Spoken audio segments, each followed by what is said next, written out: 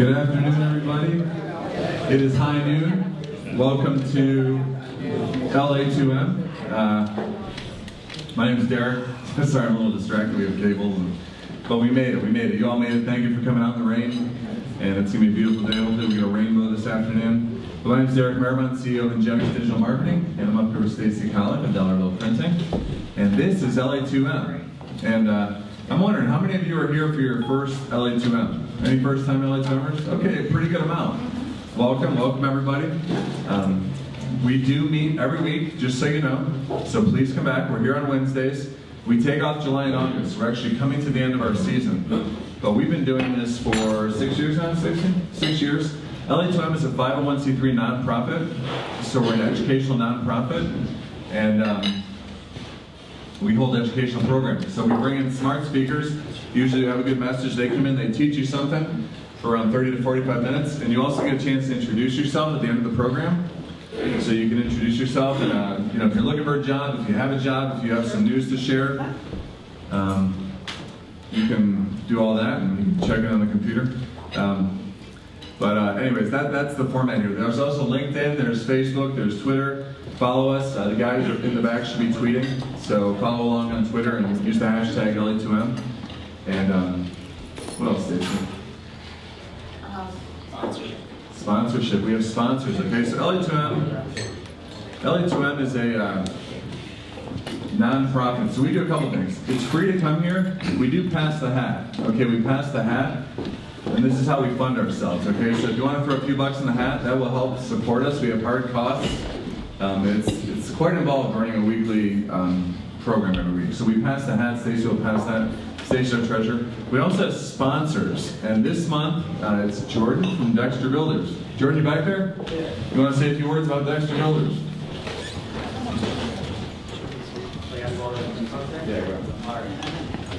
Hi, I'm Jordan with Dexter Builders, and we're a full-service remodeling company. We're also a design build company, so that means if you're looking to do any project, big or small, we can do the whole thing or just part of the thing. We'll come out and take a look, talk to you about price, everything. We can do everything from drafts and designs, give you a rendering, see what it looks like, all the way to the complete finished product.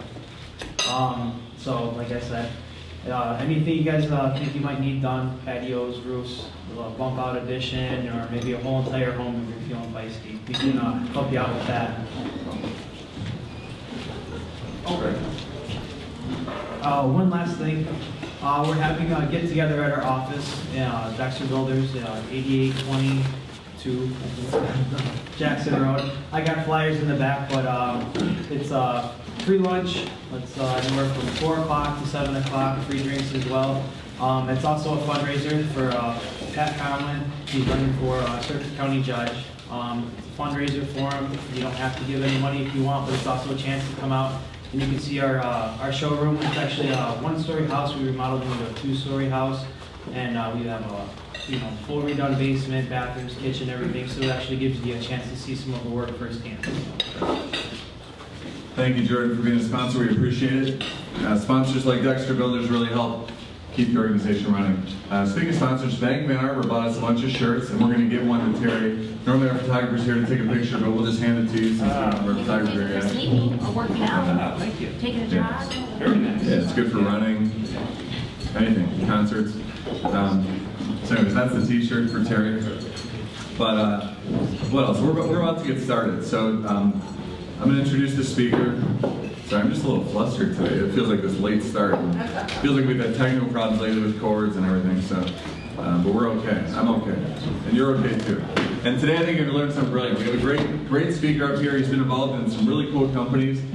And imagine that he's at another cool company, because Duo Security is really an up-and-coming, growing company right here in Ann Arbor, with some really smart technology and smart people. And Terry's going to talk about marketing and SEO. So let's give Terry Welty a warm round of applause and welcome him to LA2M.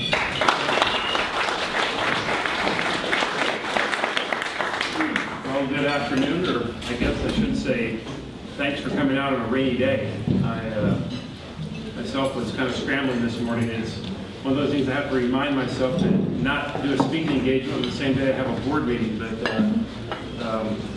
I'm really glad to be here because when I lived in Ann Arbor the first time around, I was with Arbortext, and we went through very much the same kind of right on the edge of chaos growth that Duo Security is engaged in right now. A little bit about myself. I'm something of a technology startup addict, I guess is the best description. This is my 8th startup. I've been doing this for a while, and I like to say I've had some good wins and left a couple of craters and a couple in between. So when you are in this business, it's that kind of risk reward. But if you can thrive in an environment filled with ambiguity, and you wake up every morning wondering what might happen, this is the kind of business you can enjoy being in. And Duo itself is a company that has been around for just a few years. And I'll go into some of the discussion around Duo just to give you some familiarization with the context that our marketing team is dealing with. And Kim Brown is one of the members of the marketing team. She's one of the senior guys, so I'm glad she's here. The rest of them are back at the office working. We'll also talk a little bit about our go-to-market, talk about why we do the things we do, and what we've learned over the last number of months as we've really tried to do what everybody tries to do, which is mature their program, drive it to the next level, and be able to track back something that resembles tangible results in the face of making complete decisions with very incomplete information, which if you work in marketing, I would imagine most of you do, that's what you deal with very much almost every day. So a little bit about Duo, because the company itself works in a space called two-factor authentication. And it's not something that you really think about in your day-to-day lives, but the chances are you've encountered it already. It is a technology that adds on basically to a password and a login name. So you go to any particular site, you put in your name, your password. More and more, you're going to find that these websites are going to ping your smartphone with a text or some kind of a code that says basically, hey, okay, prove to me you are who you say you are. Because in reality, names and passwords just aren't enough anymore. And you're going to find over the coming years, you're going to encounter two-factor authentication because there are just too many instances where people can get their hands on your name and password, and then they're in. And then once they're in, they can do whatever they please. Our founders are a couple of guys who are really, really deep experts in security. They understand security. They have worked in it for some time. Both Doug and John have not just worked in it, but it actually created a lot of the stuff that you actually are involved in every day. Doug himself has worked in some technology and laid some foundational technology that basically affects 80% of the internet, to give you an idea on the work that he's done when he worked at some of his previous companies. And John has been involved in actually patenting now, I forget now the number of patents we've actually accumulated over the last couple of years, but it's substantial because what you find is security is one of those things that you just never have enough of. But the question that we deal with a lot of our clients, our customers, our prospects is, do you have the right kind of security? So having a couple of founders as a marketing guy, these kind of founders who have that kind of credibility, it's a pretty nice advantage to have. We're also pretty fortunate as a company that we have some marquee customers that are surprisingly happy to talk about their relationship with us publicly. They're real supporters, they're boosters, they are fans. And one of the things you find in a lot of other spaces I've worked in supply chain, I've worked in demand chain, I've worked in desktop virtualization, I've worked in a number of different areas of technology. It's not that hard to get a customer to endorse you in those kind of spaces. But security is different. Security is a case where they don't want anybody to know what security products they're using. because that just increases their risk. In our case, it's been surprisingly different. We are really able to get people like Facebook, like Twitter, Yelp, Yammer, the list goes on and on. You can see the logos. And if you go to our website, you can see some really cool video case studies that we've been able to produce.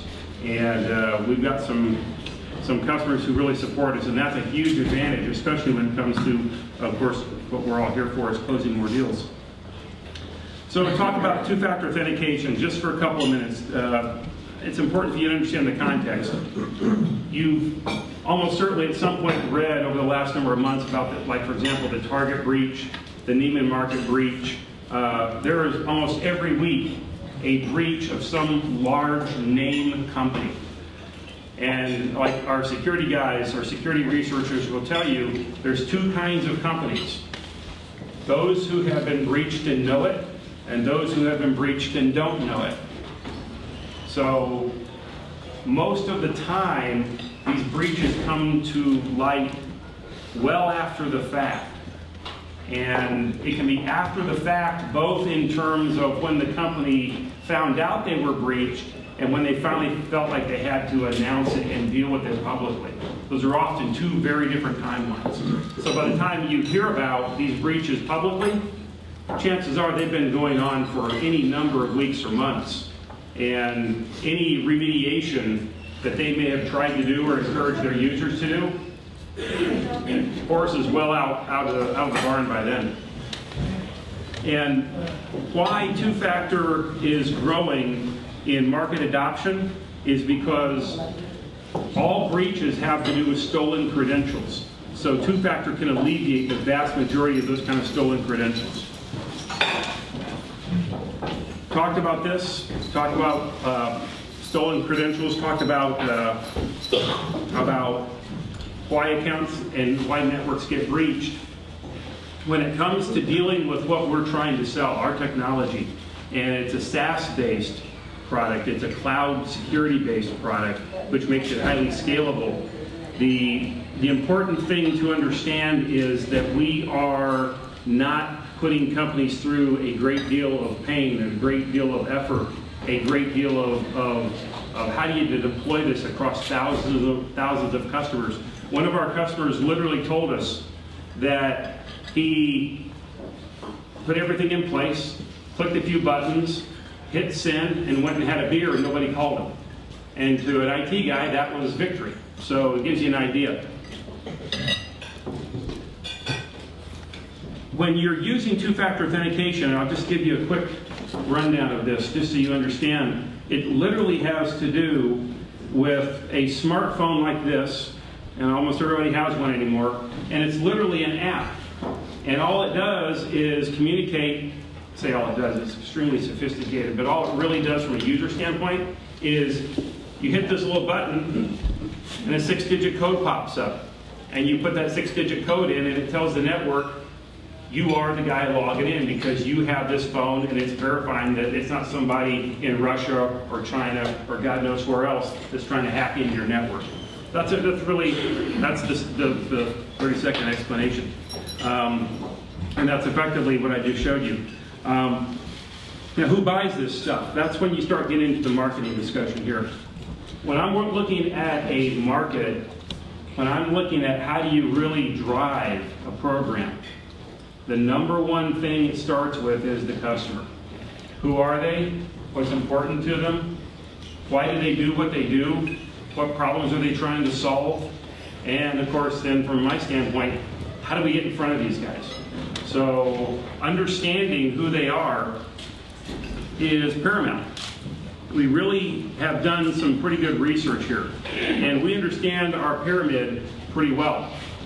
At the high end, we're dealing with billion-dollar-plus companies, and we're dealing with the third, fourth layer down of deep technical experts. These are network engineers, these are security engineers, these are very technical, very focused around one area of expertise.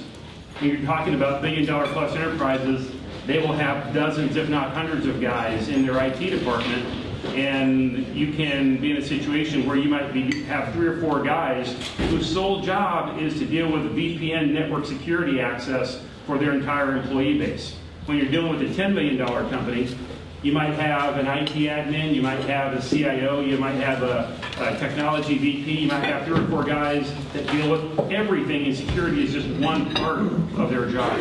So we deal with these 2 very different levels of engagement and security knowledge when it comes to how we're marketing and how we're selling what we have to sell.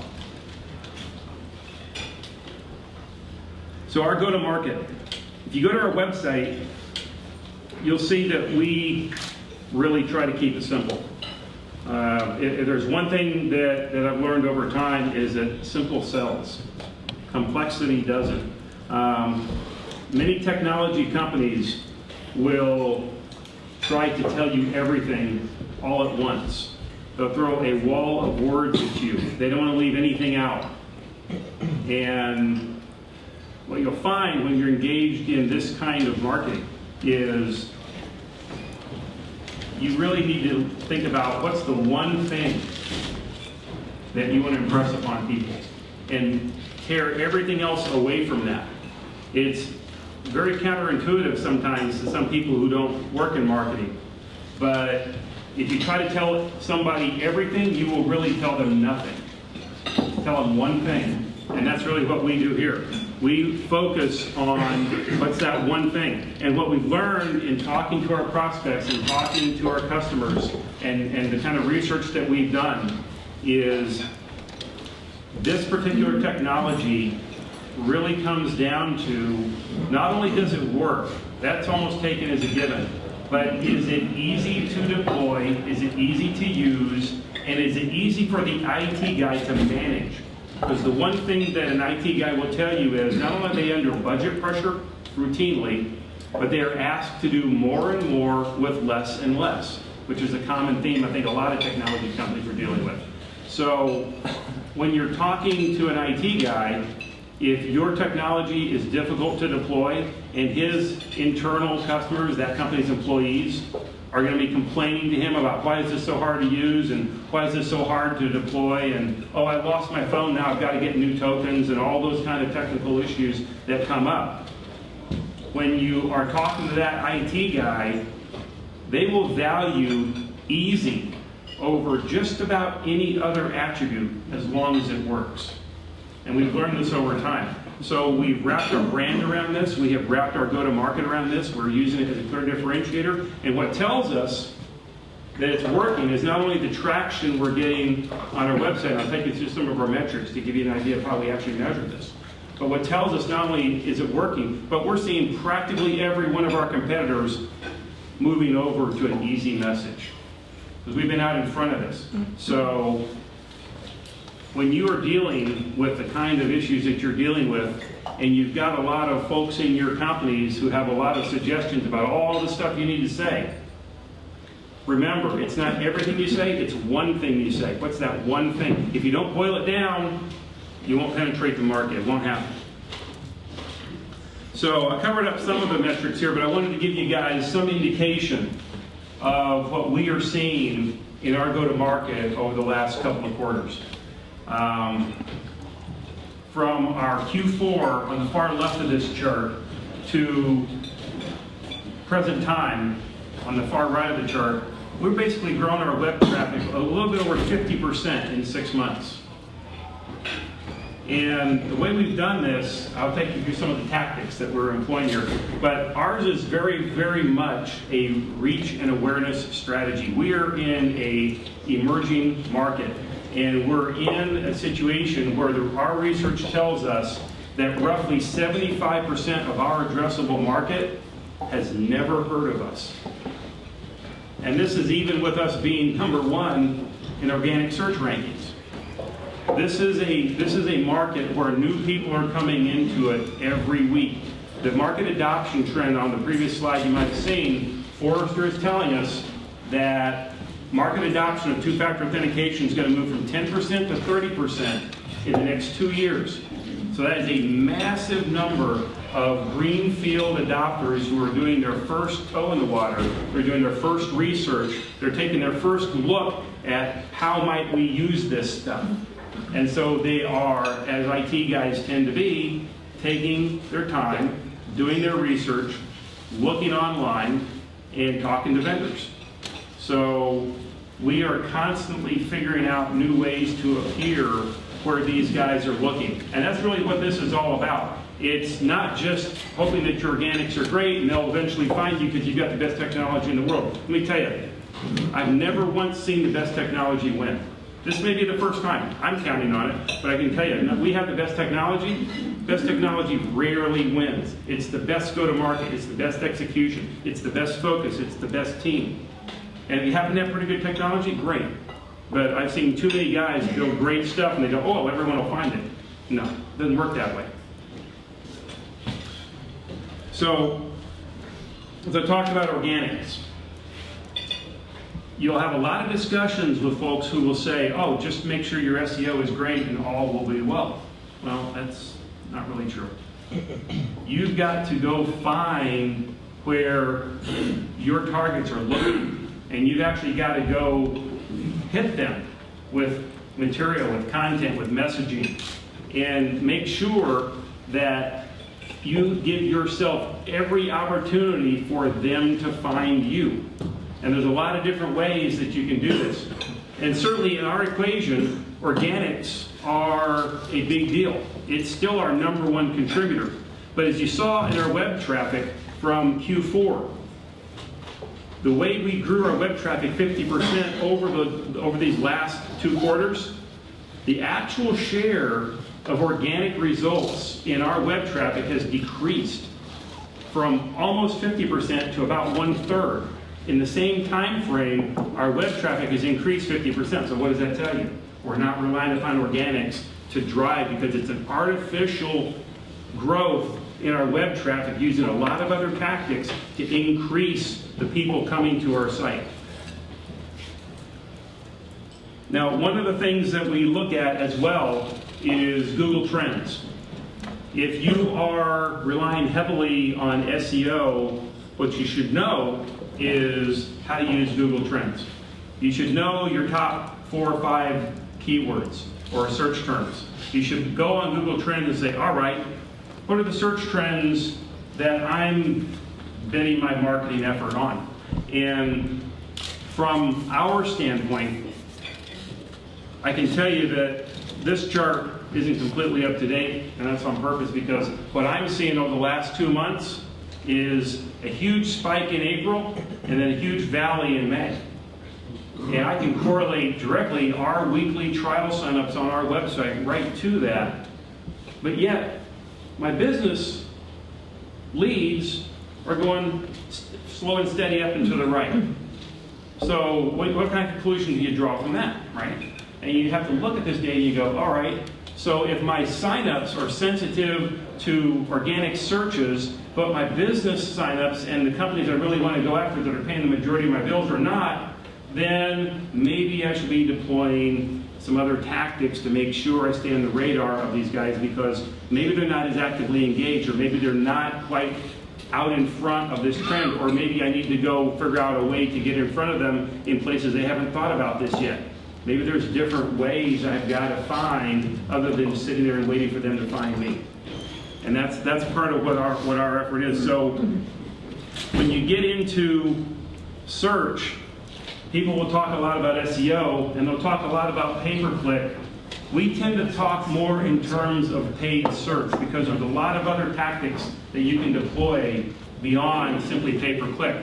Now, I'll tell you one thing about pay-per-click. I'll tell you a story. A few years ago, I worked at a company in Colorado, and we were online with a SaaS product. It was a design product where you design it yourself, and then you end up with a set of business cards or some other brochure or whatever, and you pay $20 and they ship it to you 3 days later. Vistaprint model. The CEO of the company said, well, let's just go get the search term, print or printer. $12 a click. Who wants that? So The reason I tell you that story is stay away from short tail.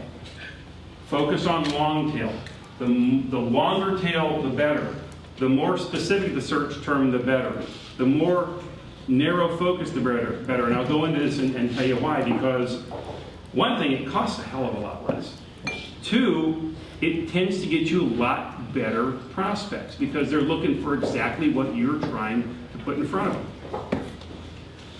So, and this is the example that I'll walk you through. This is just one example. Our particular product has a number of pre-built network integrations. And the reason for that is because, and this is a screen cap right off of our website. The reason for that is because we know that one of the top uses of our technology is securing remote VPNs. VPN security is huge for companies because anymore, what significant company doesn't have a number of remote employees? Everybody's working all over the place. They're traveling all over the place. They've got to get onto the network from everywhere. So that kind of defense now becomes more and more important. And companies are realizing that names and passwords for VPN security, that's just waiting for the bomb to blow off. So two-factor is one of the things that's really helping companies secure their VPN.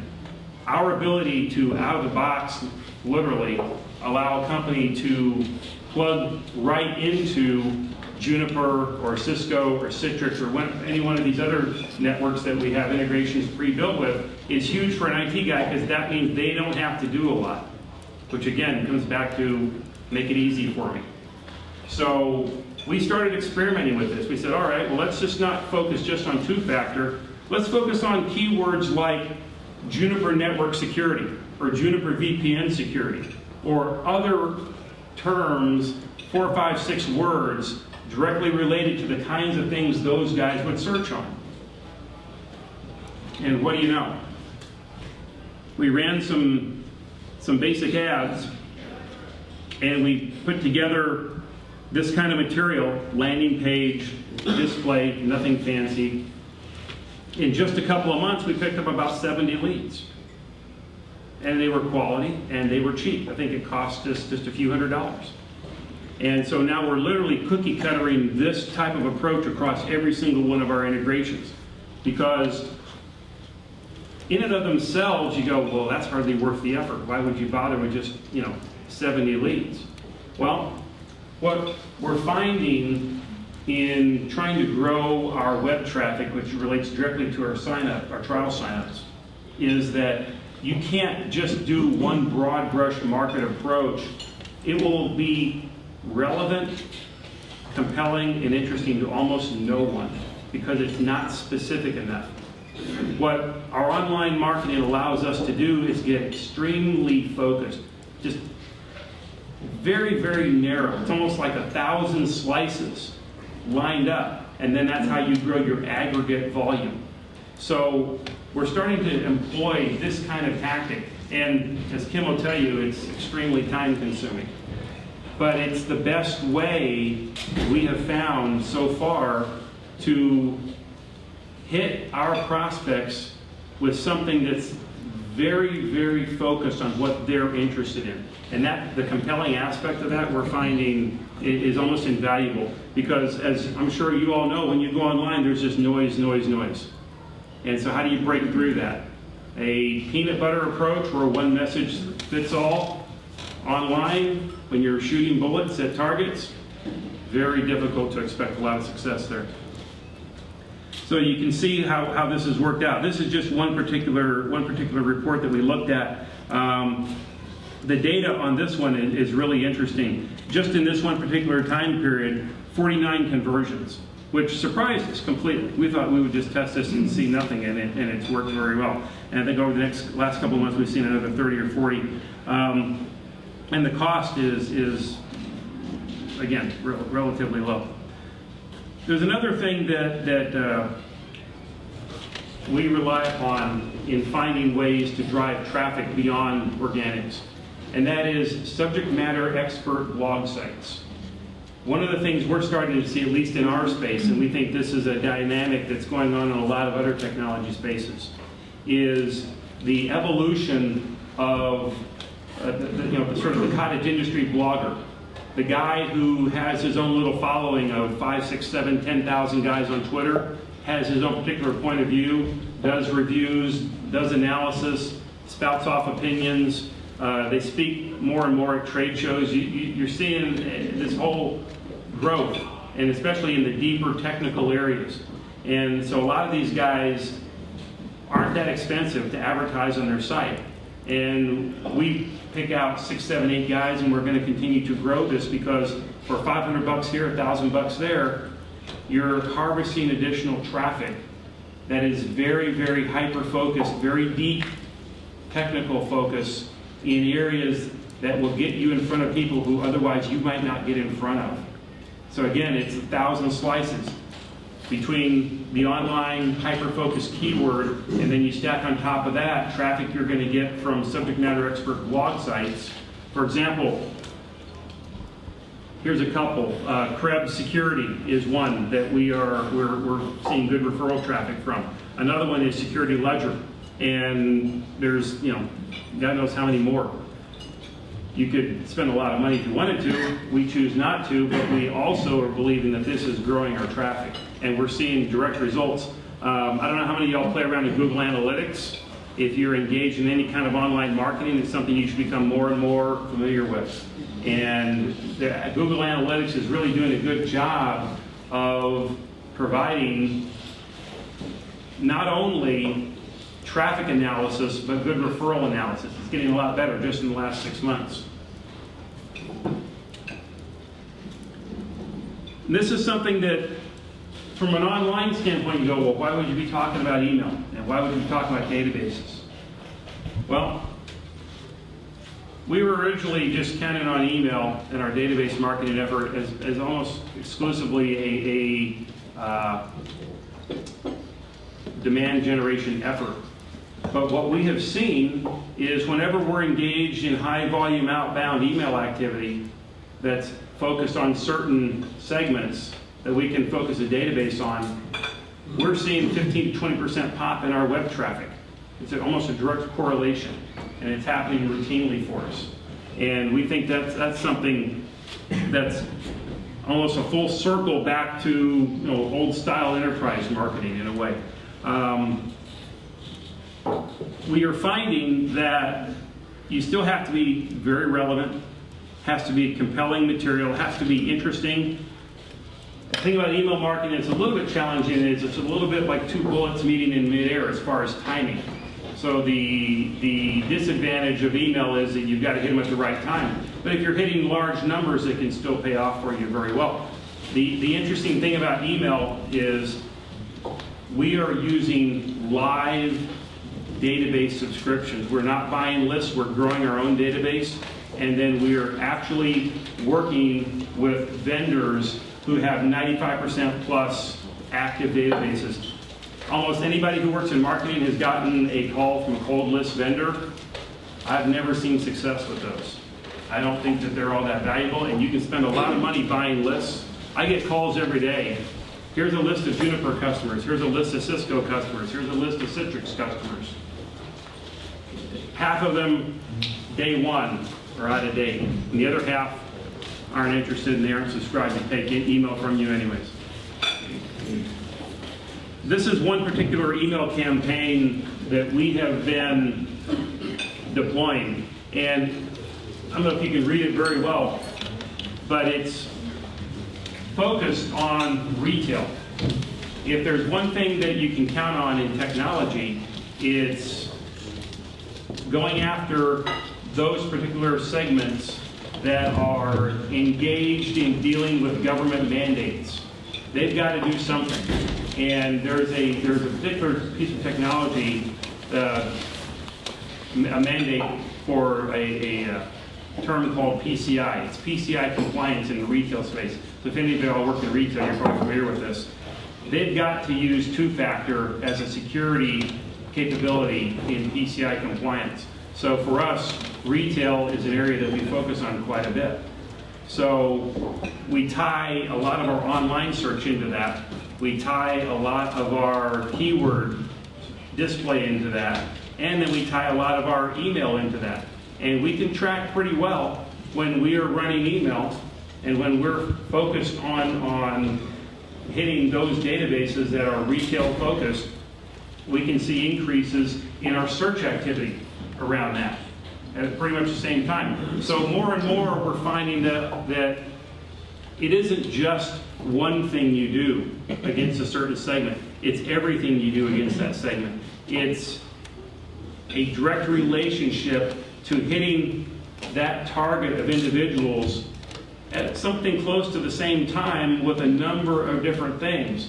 So I would encourage you, when you're considering your online activities, don't discount the effect of the other things that you're doing, because they're going to directly relate to your web traffic and the other kind of online conversions that you're going to get. And how all this wraps up into one particular view. Again, I got some of the stuff covered up here, but what we've seen over the last number of months is at the bottom of our lead funnel is this kind of activity. We've been very purposeful in looking at not only what is working, but what are the outcomes.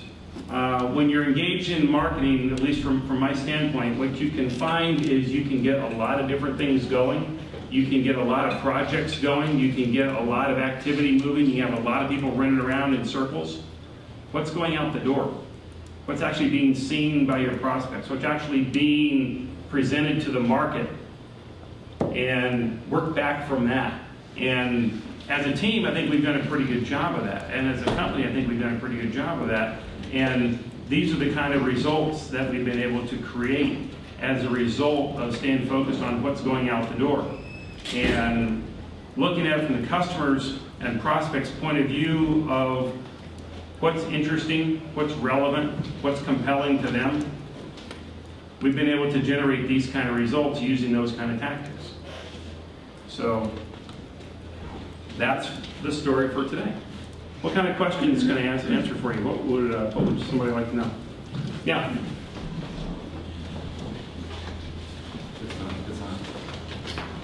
Yes, hi. Todd Curtis, founder of Intelligent Transportation Services. I had a question for you, two questions actually.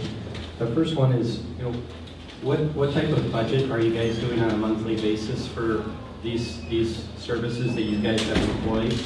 And then my second question is in regards to your product. As a startup, what might you recommend a startup budget for the use of your product specifically? Thank you. Okay, so let me make sure I heard the question. So first question is, what kind of budget are we spending? And I'll give you some percentages, and I won't give you real dollars that you might expect. And then the second thing is, what kind of budget might a startup employ in relation to what you're trying to accomplish? Did I play that back right? To utilize your product. Oh, to use our stuff. Oh, well, that's easy. So our stuff costs $3 a month per user, and as a SaaS product, that's easy for any company to figure out. If you've got 1,000 employees and you want them all covered with two-factor, then you're talking $3,000 a month. So from a technology cost standpoint, it's extremely attractive because there's a company, if you actually get into two-factor authentication at some point, or you're just interested in it, there's a company called RSA. They actually invented this space more than a couple decades ago.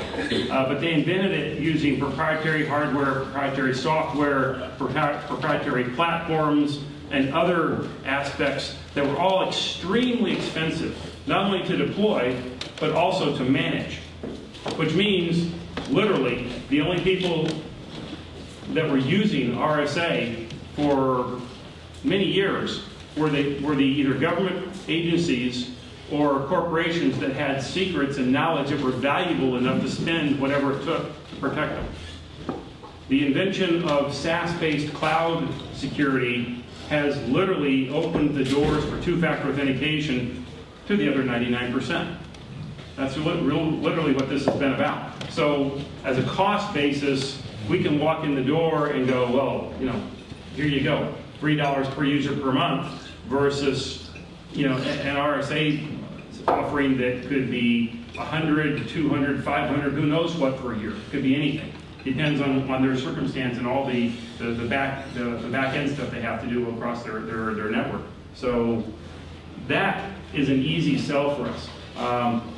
From a cost standpoint, as far as what we're deploying, as a percent of our budget, we are putting about 20 to 25% of our total marketing budget into this kind of activity. It gives you an idea. But I also tell you that a lot of people will focus on bulk dollars. We tend to focus a lot more on cost per click and efficiency as well. If you wouldn't mind talking a little bit more about the active lists that you mentioned in email marketing, because I think that can be a big point of confusion for particularly a small business owner who doesn't have a marketing specialist. That's why she's here. She keeps me organized. Okay, so I've worked in a lot of different startups and in a lot of different environments. And I get called by vendors 20 times a day, and I've got 4,000 unread emails to prove it. I'll just tell you flat out, and I hope there's no cold email list vendors here. Don't buy them, okay? Don't buy them. You're going to get hit for 50 cents a name, $1 a name, $1.50 a name. They are out of date day one. They are a snapshot in time. It could be from a spreadsheet from a year ago, 2 years ago, who knows where they got this stuff. They could have scraped it off of 50 different websites, cleaned it up into an Excel spreadsheet. Here's 20,000 names of something. There's no validity to it whatsoever. What you want as an email database is a company that keeps it active, that keeps it fresh, that keeps it opt-in, and for canned spam, that's life and death, right? You can get yourself blacklisted like that by sending out a bunch of unsolicited email. And it's got to be some level of segmentation that's relatable to your business. So whatever you're selling, whatever you're marketing, you have two ways to grow your own database. One is by offering up some kind of material, some kind of knowledge, some kind of content that people have to fill out a form to get. And then if you've got the right back-end system, you harvest that name and content, now they're into your database, and they've opted in to take email from you, right? That's one way. The other way are, there's one company that we use, I'll tell you the name, it's called Discover.org. It's a bizarre name, but they've got about 300,000 IT guys that, for our purposes, are opt-in, they're live, they're 95% clean, and we can hit them all day long. And our unsub rate is way below 1%. That's just one vendor. There's others out there. There's Rain King, there's Jigsaw, there's a variety. But cold lists, somebody just emails you a spreadsheet, don't waste your money. You're better off throwing it out in the street. So we have 2 minutes here, time for one more quick question. Hi, I was really interested in your whole email targeting approach, and there's another approach I wanted to ask if you were using, which is remarketing or retargeting. So people come to your website, you then follow them with ads on other websites. Yeah, exactly. Overrated. Okay. It's okay. It's worth doing. But in general, in my, at least I have to put it this way, I haven't seen enough evidence to tell me that it's really that big a deal. It's a cool technology, but almost 90% of our trial signups are first visit. Okay? So it depends on your particular go-to-market. It depends on the activity. I mean, if you can be in a situation where you are marketing or selling a product that people might come back to your site 4, 5, 6 times because of the way that particular product presents itself or is purchased. Ours is different. We're offering a free trial. So we either got you or we don't. Boom. And it's almost an e-commerce activity in this particular vein. I judge remarketing almost solely on cost. Because I wouldn't expect it to return a lot, but if it's practically free, then fine. If they're gonna hit you for $1, $2, $3 a click, forget about it. Good question, good answer. Good questions. Let's give Terry Welty a round of applause, folks.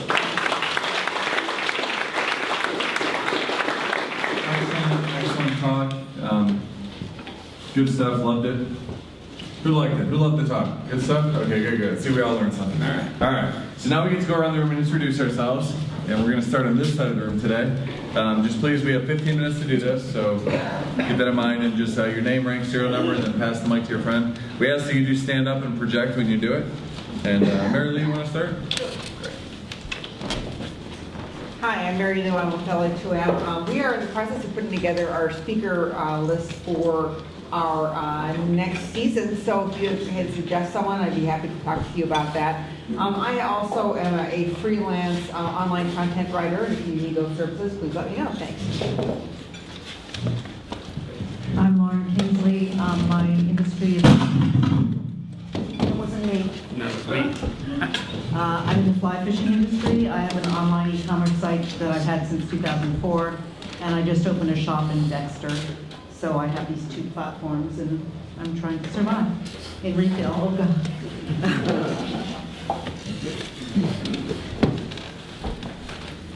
Afternoon, everyone. My name is Ian Jones, and I am an account manager for Inco Creative, which is a subsidiary to Inco Entertainment, which is an entertainment-based company. We are a multimedia company that deals with everything from mobile app development and design to website photography, et cetera, et cetera. We're based out in Troy. We actually just moved from Detroit at the beginning of this year, so figured I was in the Ann Arbor area that I would just come in, have some lunch, network, and just get some refreshing on very informative information. Again, with us being a subsidiary right now, we are a startup, so just happy to be here with everyone. Thank you. I'm Roger Rayle. I'm a venture catalyst. I help with a number of networking groups around, including this one, and Detroit New Tech, which will be tonight. So I'll help you make your ideas work. Hi, I'm Keith Vandenbush. I'm the director for Fishbeck Thompson Carr-Huber, an engineering firm. We do a lot of work with the University of Michigan in environmental, civil, and engineering. Hi, Ryan Fidel with Beacon Hill Technologies. We do IT staffing, software development. Good afternoon, Tom Gallagher from Michigan Shifting Gears, which is sponsored by the Michigan Economic Corporation. It is for mid to late career professionals looking to change careers. And for myself, I'm looking to move into a different form of sales. So if anybody has any sales jobs open, I'd love to learn more about your company. Thanks. I'm Greg Wilson. I actually am on my 3rd week now at a company called Saga. They're a local startup that does health and fitness apps. I am Mike Newton. I recently resigned from Ford after 14 years in social media, marketing, product development, customer service, and I'm looking for opportunities for my next career path. Tom Bobany with Mobile Exhibit Specialist. We basically do trade show booths on wheels. So. Hi everyone, my name is Qian Yi. You can call me Cindy. Qian in Chinese means money. This is my family name, so I guess that's why I'm so interested in digital marketing. I just graduated from Michigan State University in public relations major. I would just really love to be notified if you have any good internship opportunities or jobs. Please to contact me. Thank you. My name is David Coleman. I work for Brand Google. We are a company that helps brands and retailers understand pricing and product positioning online. Hi, I'm Barb Davenport with the Ann Arbor Sign Manufacturing. My name is Jordan, and I'm with Findability. Hi, I'm Wendy Allen, and with BCN Services, I'm the marketing manager there. We're a human resource outsourcing company, so we handle payroll, workers' compensation, employee benefits, Affordable Care Act. Hi, I'm Shane Torrey. I'm a senior at Michigan State University, and I'm currently an intern under Derek at Ingenics Digital Marketing. Hi, I'm Tyler Rayle. I'm also a senior at MSU, and I'm also a digital marketing intern with Derek at Ingenics. This Derek guy, he's got all the cool people. Good afternoon, everyone. My name is Jim Musial. I am a digital web and mobile consultant and specialize in working with small businesses who need to optimize their website for mobile. So if you have that need, I would love to talk to you. Thanks. Hello again, Todd Gerdes. I'm the founder of a social startup called Intelligent Transportation Services. Our social mission that we're solving is long-term unemployed workers in the city of Detroit. So if anyone would be interested in understanding more how we're going to provide transportation to unemployed people that will give them free rides for their job interviews and sliding scale transportation if they get employed, I would welcome the opportunity to speak with you and learn more about that. We're extremely excited to address this problem in the city of Detroit. Thank you. Hi, my name is Joey Hampton, and I'm a virtual assistant. I work with small businesses to help them get projects done. I'm Dennis Wilson. I've been in marketing for about 20 years. I worked in the design and fragrance industry for a number of years. And now I'm pretty much solopreneur and things, and out on my own. Anyway. Hi, everybody. I'm Stacy from Dollar Bill, your local digital print shop. We love to print things fast and cost effective.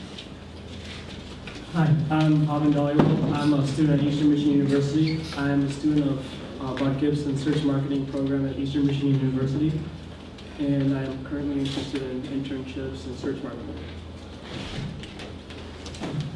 Hi, my name is Maurice Snyder. I'm with Spec Development Company here in Ann Arbor. We supply test equipment for automotive industry, and we do things like electronic testing and validation for automotive standards. Prior to that, I was Director of International for a computer company in Ann Arbor for 18 years. I'm Bud Gibson. I created the search marketing program at Eastern Michigan University, and I was busy all during your talk, Terry, asking him if in fact you had taught in our program. It was sort of sounded like the gospel being spoken up front in the room today. Hi, I'm Cindy Cleveland, and like Tom, I'm in MEDC's Shifting Gears. We have an opportunity to do internships, so I'm actually working with Tech-Town Detroit on their SWAT City project. So if you have any connections to any Detroit historians, I'd love to talk to you. Thanks.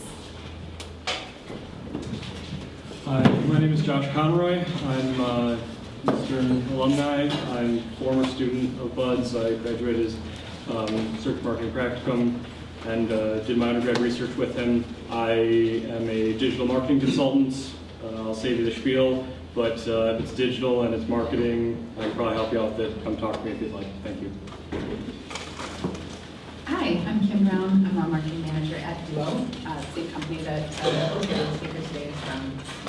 And I also have taken some of Bud's classes at Eastern, and I just can't speak highly enough about them. They're fantastic, and he's great as well. My name is Jennifer Jensen, and I just recently ended a contract assignment at Ford Project Management. And I'm also looking to find another job, possibly at automotive, possibly here in Ann Arbor, but I'm also here to learn more about marketing because I'm on the board of directors for a nonprofit in Ypsilanti, West Community Services, and we always are trying to do a better job of marketing. Hi, my name is Robin Pierman. I'm with Social Engagements. I am a social media trainer and coach. I help small businesses and individuals create their own social media strategy and put it in place and put together a management program for their social media. Greetings, Dr. Bob Bohr. My office is Bohr Family Chiropractic. We're located in Saline, and it's worth the drive, especially if you suffer with migraine headaches or neck pain, two of our specialties. We specialize in accuracy and accuracy and precision, not brute strength.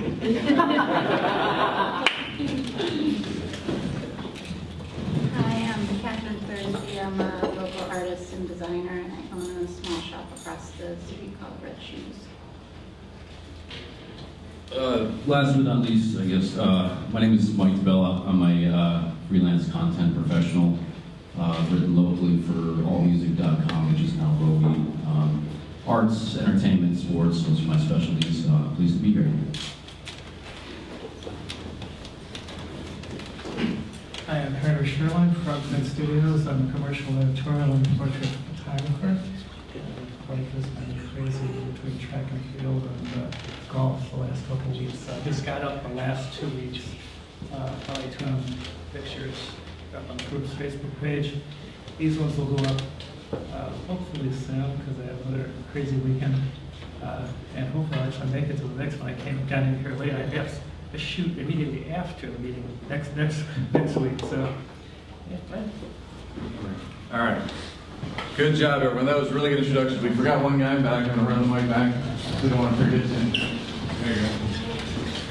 Hi, my name is Jerry Willis. I am a cinematographer. I just moved back from Los Angeles, and I create branding videos and commercials for your businesses. Print ads have a 3% ROI, and video has 60%. So if you're looking for video branding, please talk to me. Awesome. Welcome back, Jerry. Welcome back. So, so my name is Derek Maribon. I tend to MC these events. I run a company called Ingenix Digital Marketing, and we're focused on lead generation, so I could understand what you were talking about as well. Really enjoyed the talk today. What else? Next week's speaker. Thank you. See, I'm like space case today. I got a lot going on. But next week's speaker, we have Marissa Smith from the Whole Brain Group, and she's going to be talking about accessibility on your website, and should be a really great talk. It always is. We're almost into summer, so it's Marissa, and then Solo. Oh yeah, and then Solo, Ian on social media, and then the last one is going to be kind of a local, think local first panel. So that should be really fun with some local successful businesses. So thanks everyone for coming out. Let's give Terry Welty one last round of applause. Thank you, Terry Welty. We'll see you all next time. Go help others, make some money, and have fun. We'll see you next time. Thank you.